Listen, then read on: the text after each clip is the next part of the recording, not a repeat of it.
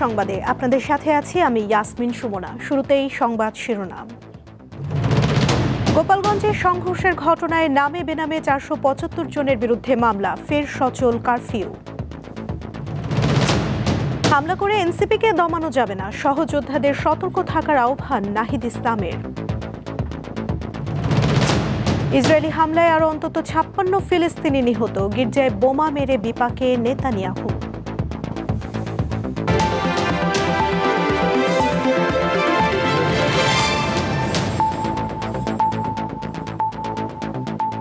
এবারে বিস্তারিত।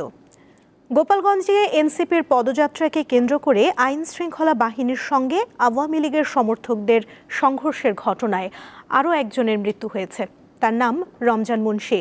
গতরাত 1:45টার দিকে ঢাকা মেডিকেল কলেজ হাসপাতালে চিকিৎসাধীন অবস্থায় পেশায় রিকশা চালক রমজান মুন্সির মৃত্যু হয়। এ নিয়ে ওই ঘটনায় মোট মৃতের সংখ্যা বেড়ে দাঁড়ালো 5 জনে। এদিকে 3 ঘন্টার জন্য শিথিল শেষে গোপালগঞ্জে ফের কারফিউ শুরু হয়েছে। শুক্রবার বেলা 11টা থেকে দুপুর 2টা পর্যন্ত এই শিথিল অবস্থা কার্যকর করা হয়। বুধবারের ওই সংঘর্ষের ঘটনায় 75 জনের নাম উল্লেখ এবং অজ্ঞাত আরও অন্তত 400 জনকে আসামি করে সন্ত্রাস বিরোধী আইনে মামলা হয়েছে। জেলার বিভিন্ন স্থান থেকে এখন পর্যন্ত অন্তত 45 জনকে আটক করেছে আইন শৃঙ্খলা বাহিনী। সামনে আরেকটি লড়াই আসার আভাস দিয়ে কর্মীদের সতর্ক থাকতে বললেন জাতীয় নাগরিক পার্টি এনসিপির আহ্বায়ক নাহিদ ইসলাম। শুক্রবার দুপুরে মুন্সিগঞ্জে এনসিপির পথসভায় যোগ দিয়ে এই আহ্বান জানান তিনি। নতুন বাংলাদেশ বিনির্মাণের লড়াইয়ে মুন্সিগঞ্জবাসীকে পাশে চান জানিয়ে নাহিদ বলেন, গোপালগঞ্জে হামলা হয়েছে, কিন্তু আরও 10 জায়গায় হামলা হলেও তাদের দমানো যাবে না। মুন্সিগঞ্জের নদী ভাঙন ও অবৈধ বালু দখল সহ নানা অনিয়ম বন্ধে কাজ করার আশ্বাস দেন এনসিপির আহ্বায়ক। সভায় দলটির দক্ষিণাঞ্চলের মুখ্য সংগঠক হাসনাত আবদুল্লাহ বলেন, দেশি বিদেশি ষড়যন্ত্র চলছে, সবাইকে ঐক্যবদ্ধ হয়ে এর মোকাবিলা করতে হবে।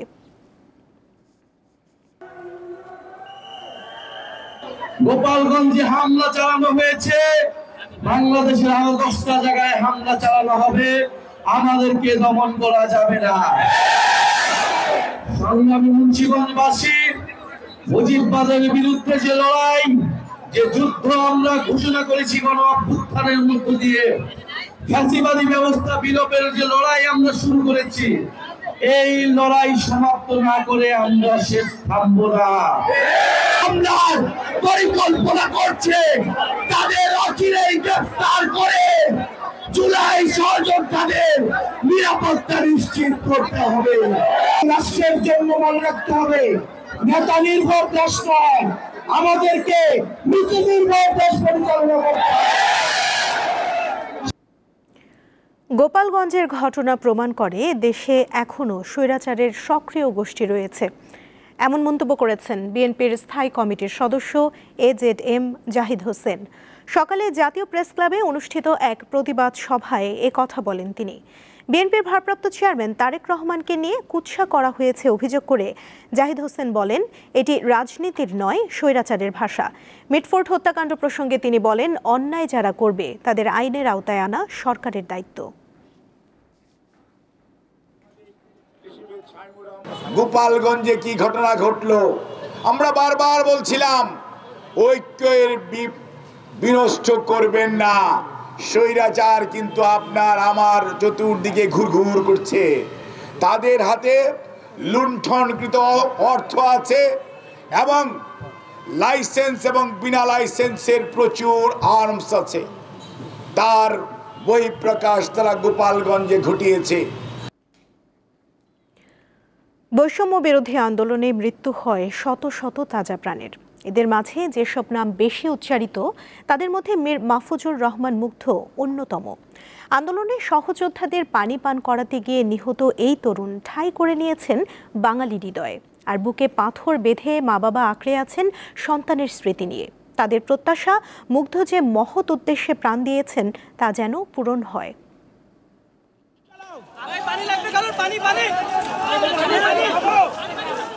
কোটি বাঙালির তৃষ্ণা মেটাতেই যেন পৃথিবীর আলো দেখতে এসেছিল সে। জীবন দিয়ে প্রমাণ করে গেছেন তারই সার্থকতা। জুলাই 24 আর মীর মাহফুজুর রহমান মুগ্ধ মানুষের মনের গভীরে এঁকে রেখেছেন দীর্ঘ রেখা। 18 জুলাই 2024 উত্তরা আজমপুরে সহপাঠী, বন্ধু, সহযোদ্ধা এমন অনেকের সঙ্গে দেশের পট পরিবর্তনের আন্দোলনে নেমেছিল সে। হঠাৎই একটা গুলি ভেদ করে যায় স্বপ্নবাজ এই তরুণের কপাল।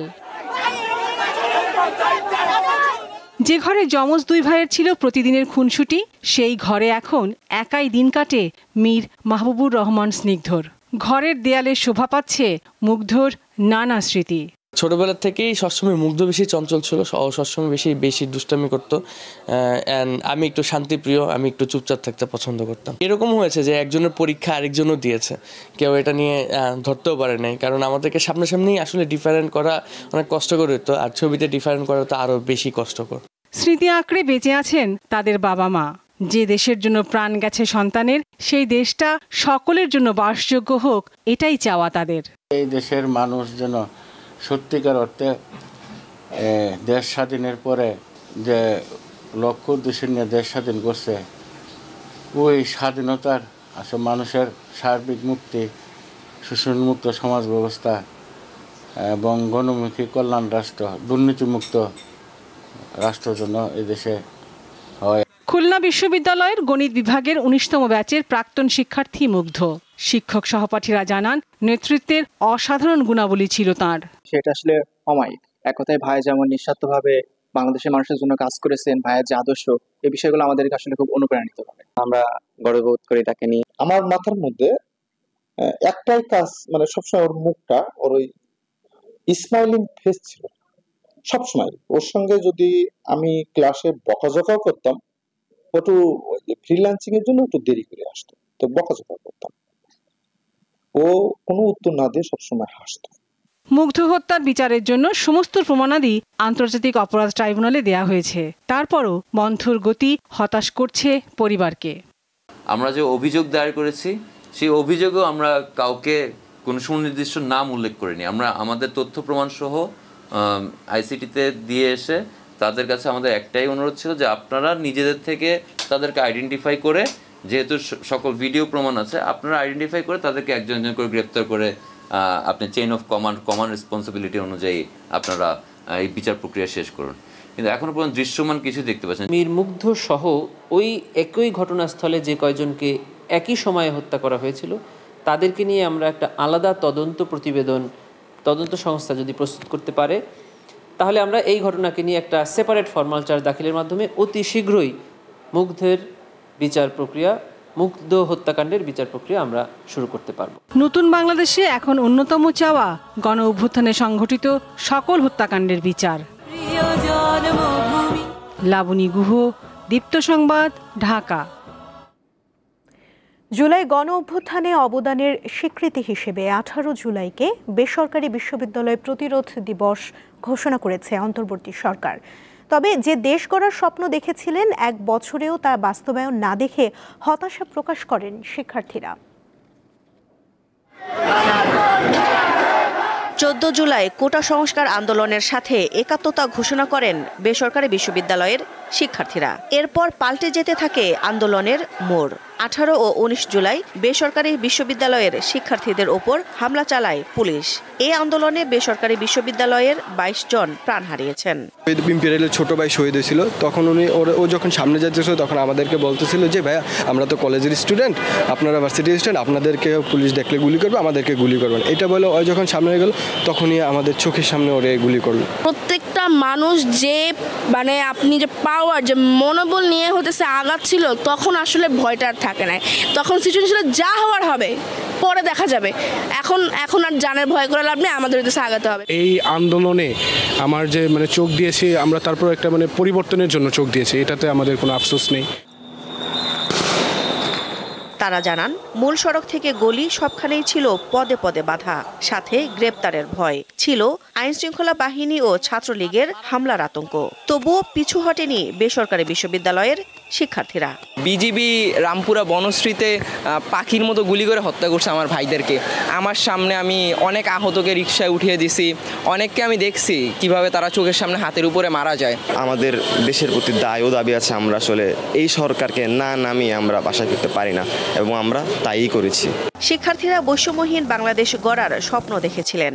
আন্দোলনে অবদানের স্বীকৃতিস্বরূপ 18 জুলাইকে বেসরকারি বিশ্ববিদ্যালয় প্রতিরোধ দিবস ঘোষণা করেছে সরকার।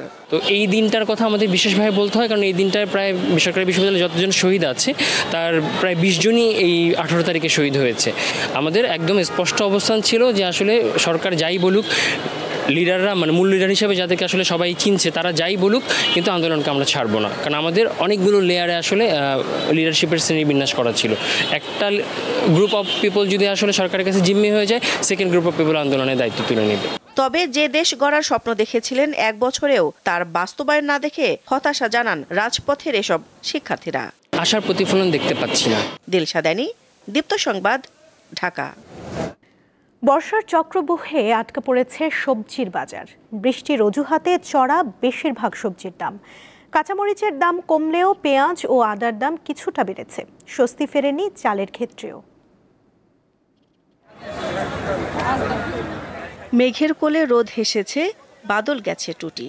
আহা হা হা হা, আজ আমাদের ছুটিও ভাই, আজ আমাদের ছুটি। শ্রাবণের ঘন কালো মেঘ কিছুটা সরে গিয়ে রৌদ্রোজ্জ্বল ছুটির দিন শুক্রবার। কিন্তু রবি ঠাকুরের লাইনের ছন্দ আনন্দ গুনগুন করতে করতে বাজারে গেলে নিমেষেই সব যেন কর্পূরের মতো উবে যায়। রাজধানীর কারণ বাজারে এদিন ভিড়টাও একটু বেশি। সপ্তাহের কেনাকাটার পাশাপাশি সবজি কিনতে দোকানে দোকানে ঢু মারছে ক্রেতা। কিন্তু 60 টাকার নিচে সবজি মেলা দায়। পটল ঢেঁড়স ছাড়া ধুন্দুল, মুখিকচু, কাকরোল, বেগুন কেজি প্রতি বিক্রি হচ্ছে 60 থেকে 80 টাকার মধ্যে। মাল আসে কম, বাজারে আমদানি কম, মালের দাম অনেক বেশি। আপনার শসা বেচা লাগে 80 টাকা কেজি, এই সরি 60 টাকা, বেগুন 80 টাকা।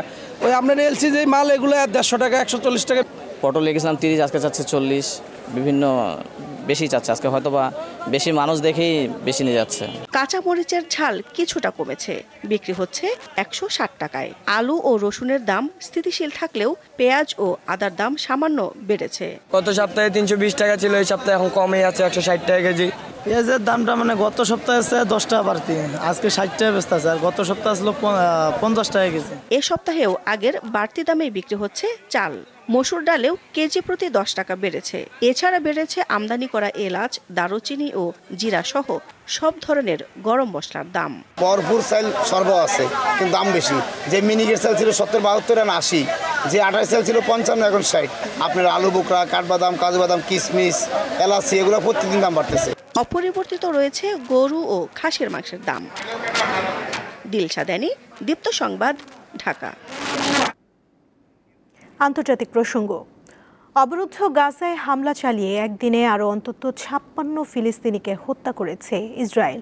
বৃহস্পতিবার ভোর থেকে ইসরায়েলি বাহিনী উপত্যকা জুড়ে বিরামহীন হামলা চালায় বলে জানিয়েছে আল জাজিরা। এ নিয়ে গাজার মৃতের সংখ্যা বেড়ে 58,667 জনে দাঁড়িয়েছে। তবে গাজার একটি ক্যাথলিক গির্জায় হামলা চালিয়ে বিপাকে পড়েছে নেতানিয়াহু সরকার। ওই হামলায় 3 জন প্রাণ হারান। এরপরই গির্জায় হামলার ঘটনায় বিশ্বজুড়ে নিন্দার ঝড় ওঠে। এরই মধ্যে ইসরায়েলের প্রধানমন্ত্রী বেনিয়ামিন নেতানিয়াহুর কার্যালয় ওই ঘটনায় দুঃখ প্রকাশ করে বিবৃতি দিয়েছে।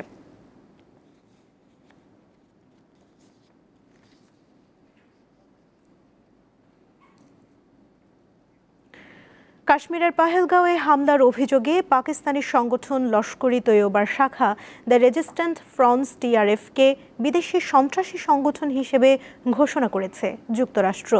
বৃহস্পতিবার এক বিবৃতিতে যুক্তরাষ্ট্রের পররাষ্ট্রমন্ত্রী মার্কো রুবিও এ কথা জানান। এর মাধ্যমে প্রেসিডেন্ট ডোনাল্ড ট্রাম্প পাহেলগাঁওয়ে হামলার ন্যায় বিচার বাস্তবায়নের প্রতিশ্রুতি রক্ষা করেছেন বলে উল্লেখ করেন তিনি। গেল 22 এপ্রিল ভারত শাসিত কাশ্মীরে হামলার পর প্রথমে দায় স্বীকার করলেও কয়েকদিন পর তা অস্বীকার করে TRF।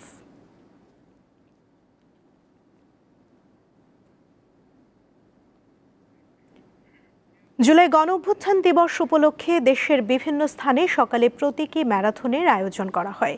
শরীয়তপুরে সকাল 7টায় জেলা প্রশাসনের উদ্যোগে আয়োজিত ম্যারাথনে শত শত শিক্ষার্থী, ক্রীড়াবিদ, সামাজিক সংগঠনের সদস্য এবং সাধারণ মানুষ স্বতঃস্ফূর্তভাবে অংশগ্রহণ করেন। ম্যারাথনের সূচনা হয় শরীয়তপুর সদরের চৌরঙ্গি এলাকায় অবস্থিত শহীদ মামুন স্মৃতি চত্বর থেকে। এরপর এটি শহরের গুরুত্বপূর্ণ বিভিন্ন সড়ক প্রদক্ষিণ করে জেলা প্রশাসকের কার্যালয়ের সামনে গিয়ে শেষ হয়। ঐতিহাসিক গণ অভ্যুত্থানের বর্ষপূর্তি এবং শহীদদের স্মরণে ৩৬ দিন ব্যাপী কর্মসূচির অংশ হিসেবে পটুয়াখালীতেও ম্যারাথন হয়েছে। সকালে পৌর শহরের সার্কিট হাউস সংলগ্ন শহীদ হৃদয় তরুয়া চত্বর থেকে শুরু হয়ে ম্যারাথনটি চৌরাস্তায় গিয়ে শেষ হয়। এছাড়া কুড়িগ্রামে, ঝিনাইদহ, জয়পুরহাট, মাদারীপুর সহ বিভিন্ন জেলাতেও এই প্রতীকী ম্যারাথন অনুষ্ঠিত হয়।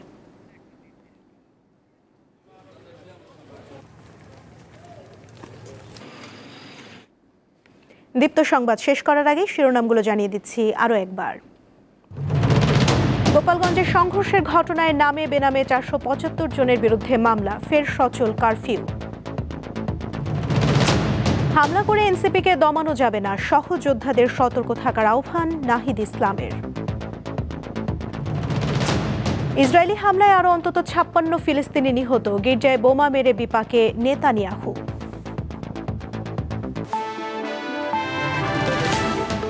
এই ছিল এখনকার মতো। এরপর বিকেল ৪টায় দীপ্ত স্পোর্টস দেখার আমন্ত্রণ রইল। এছাড়া আরও তথ্য এবং বিনোদন জগতের নানা খবর পেতে যুক্ত থাকুন দীপ্ত ডিজিটাল প্ল্যাটফর্মের সাথে। ধন্যবাদ সবাইকে।